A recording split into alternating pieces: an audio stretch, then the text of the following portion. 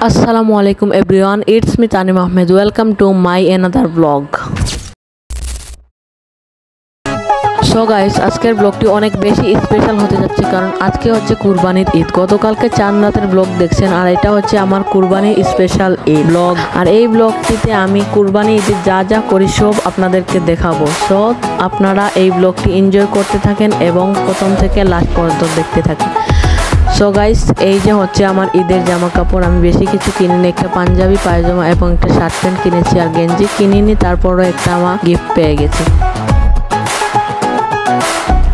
So guys, এই যে আমি পাঞ্জাবি পরে ফেলেছি, এখন আমি ঈদগাতে যাব। আর অনেক আগেই গোসল করেছি আর এখন আমি ঈদগাতে যাব নামাজ পড়তে ঈদের।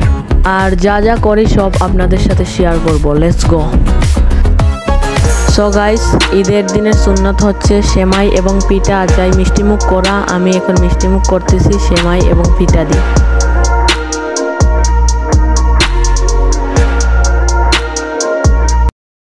গাইস, এই যে দেখেন আমাদের বাসার আতর কালেকশন, কারণ আমাদের বাসার সবাই অনেক বেশি আতর পছন্দ করে, আমিও।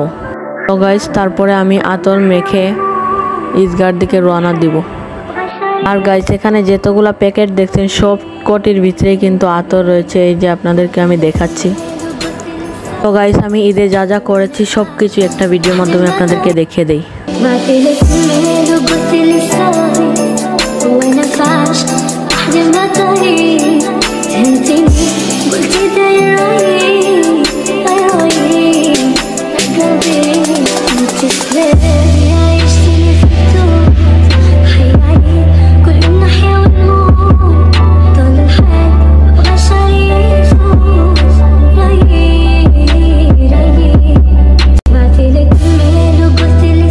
গাইস, এই যে দেখেন আমাদের ঈদগাহ। আর ঈদগাহটা অনেক বেশি বড় না হলেও এই ঈদগাতে দুই জামাত হয়। আমি প্রথম জামাতে এসেছি আর বৃষ্টি হয়েছিল, তার জন্য এখন সবাই ঝাড়ু দিচ্ছে। আর গাইস, আমাদের ঈদগাহর পাশে সবচেয়ে একটা সুন্দর প্লেস হচ্ছে এই যে গাং। এটা নদী হলেও এটাকে আমরা সবাই গাং বলে ডাকি, কারণ এখানে আমরা সবাই গোসল করি। আর এটা দেখতে বেশি গাইস ক্যামেরায় কি দেখা যাচ্ছে জানি না, কিন্তু অনেক বেশি জোস। সো গাইস, আমি ঈদগাহ থেকে নামাজ পড়ে এসে এই যে দেখেন আমি এখানে ফিরনি খাচ্ছি। তারপর আমি চলে আসলাম আমার চাচাতো ভাইয়ের বাসায়, মানে চাচার বাসায়। আর ওখানে এসে কালকের মতো ওই সিং টেবুলেই কিন্তু আমি ভিডিও করতেছি, ব্লগ করতেছি, কারণ আজকেও সে বাসায় নেই, এখনো জামাত থেকে আসেনি।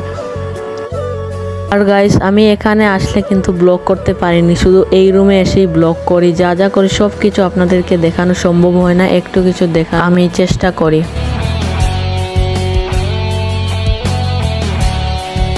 এখান থেকে চলে যাই আর আপনাদেরকে দেখিয়ে দিই আমাদের কুরবানির গরুটা। সো গাইস, আমি কিন্তু আমাদের কুরবানির গরুটা আপনাদেরকে দেখাইনি।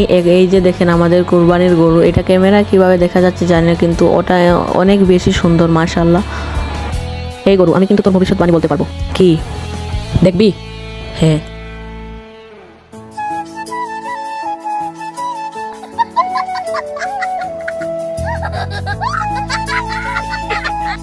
সো গাইস, এই যে দেখেন আমাদের গরুটি ফেলানো হচ্ছে, এখন জবাই করা হবে। আর ফুল ভিডিওটি আমি জবাই করা দেখানো যাবে না, কারণ এটা ইউটিউবের মানা করা আছে।